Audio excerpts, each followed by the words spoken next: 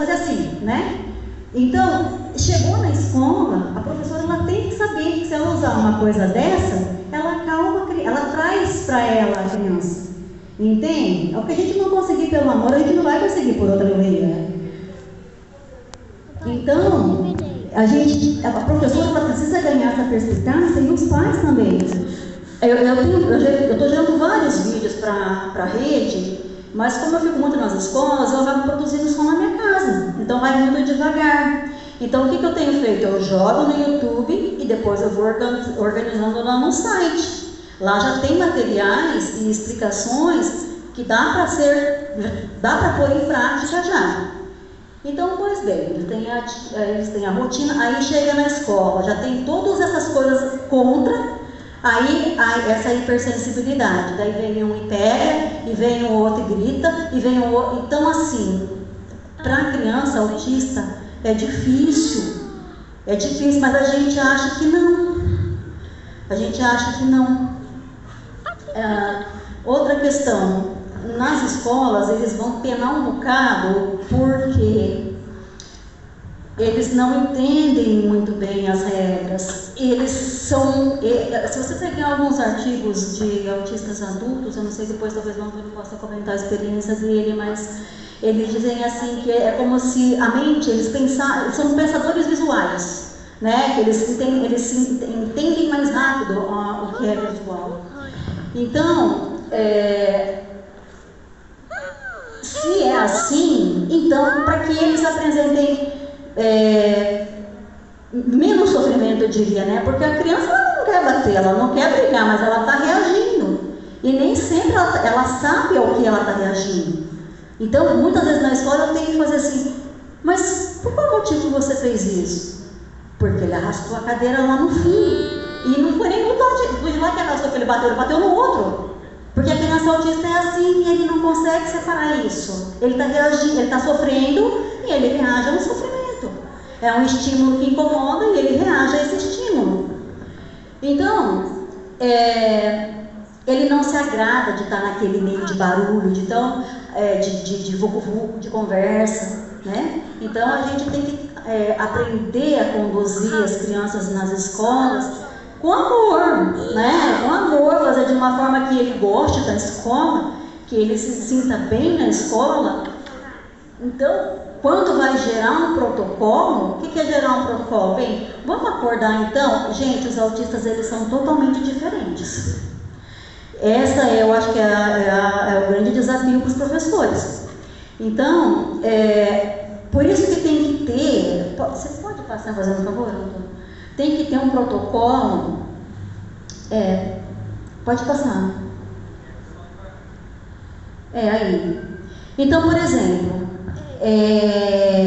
a mãe chegou lá na escola, a criança já tem um laudo de autismo. Faz a matrícula e encaminha para o coordenador. O coordenador vai fazer uma entrevista com a mãe e a mãe já vai dar uma carta de apresentação dessa criança e vai dizer, olha, em relação ao barulho ele tem isso, em relação ao toque ele tem aquilo outro, Gente, eu tenho crianças que depois de um certo tempo acompanhando, eu fui ver que elas tinham uma sensibilidade olfativa. Então ela reage e muitas vezes ela não tem um autoconhecimento de saber por que ela está reagindo. Então a gente precisa sempre estar perguntando, mas por qual motivo você fez isso? Porque nós temos que gerar uma forma dela enfrentar aquilo com mais tranquilidade. Então às vezes, o que eu costumo fazer? Leva a gente fala aquele tampãozinho ou aquele, mas você vai usar quando você se sentir incomodado. Por que a gente tem que fazer isso? Enquanto, até que, essa palavra, por enquanto e até que, ela tem que ser constante, sabe? Porque a criança, ela engessa. E é por essa via que a escola é preferível que ela entre. A gente tem que evitar um pouco os castigos. A gente sabe que, por exemplo, se você for falar assim, a gente está falando de ramificações da terapia comportamental, que ela é adaptada de várias formas. Mas nas escolas, nós temos muitas crianças, não é?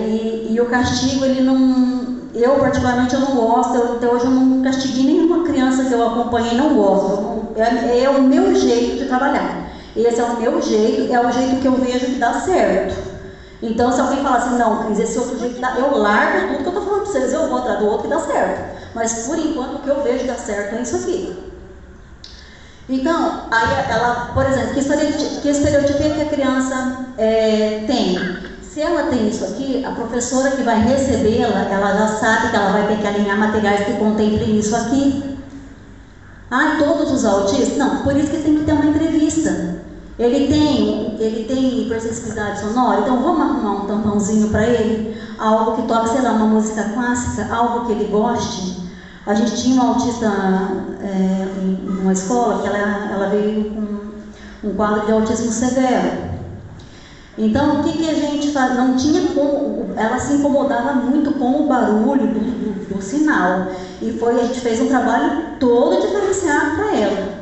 Então, ela gostava daquela Marília, não sei se a Marília era uma sertaneja. Aí, quando ia tocar o sinal, o que a gente fazia? A gente ligava o som. E ela passava bem. Então, para que gerar um estressor na criança? Para quê? Para ela se irritar? Para mostrar que é culpa da criança? Não, gente, nós que somos preparadas. A criança não, a criança está lá para ser educada. Então, nesse sentido que eu digo que nós temos que alinhar uma forma de intervenção particularizada. A criança gosta de dinossauro? Então a gente já sabe que o material pedagógico dela vai ter que ser nessa linha. Ela tem qual atratividade? É nesta linha. E o professor ele não tem que querer enfiar o aluno para dentro da sala de aula, primeiro dia. Então, o que eu imagino nesse protocolo é tipo assim, até que ele se acostume, então a gente faz, por exemplo, um protocolo assim, bem, então, se a escola puder, ela gera filmagens reais, tá? Porque eu tive uma filmagem com uma escola, ela arrumou tudo, limpou tudo e montou as pessoas tudo quietinha, sentadinha, a gente sabe que não é assim, entendeu? Então, aí a mãe vai mostrar para a criança, olha, aqui é a tua escola, com o autista, gente, tudo que vocês anteciparem para ele é melhor. Nem que ele tivesse, você está acabando de jogar já? Olha, você vai ter mais 10 minutos. Olha aqui, lá nas escolas eu costumo muito usar o cronômetro. Por quê? Porque é uma forma de fazer com que ele aprenda a controlar o tempo. E não você fica, porque com a criança autista, ou não sei, uma criança talvez que não tenha nenhuma forma de intervenção, ele tem muita dificuldade. Não, ele já vai ter uma dificuldade, porque ele é autocentrado, ele só quer fazer o que ele quer. Então, quando você, não é assim que eles fazem a birra, quando você quer tirar uma coisa, você quer tirar e ele não quer. Né? E neles, tudo é como se o sofrimento também fosse potencializado. Tudo para eles é muito sofrimento. É muito, né? Tanto que eu lembro que eu fiz uma filmagem quando ele fala assim, por que comigo? Porque então, toda vez que ele levava uma negativa, ele fazia assim como se tivesse, mas para ele era real o sofrimento. Né? Para nós a gente acha que mas não é muito exagero, né? Não, para ele não. É real essa potencialização do sofrimento, né? Eles vão funcionar assim. Então, aí chegou na escola, a professora vai passando o conteúdo.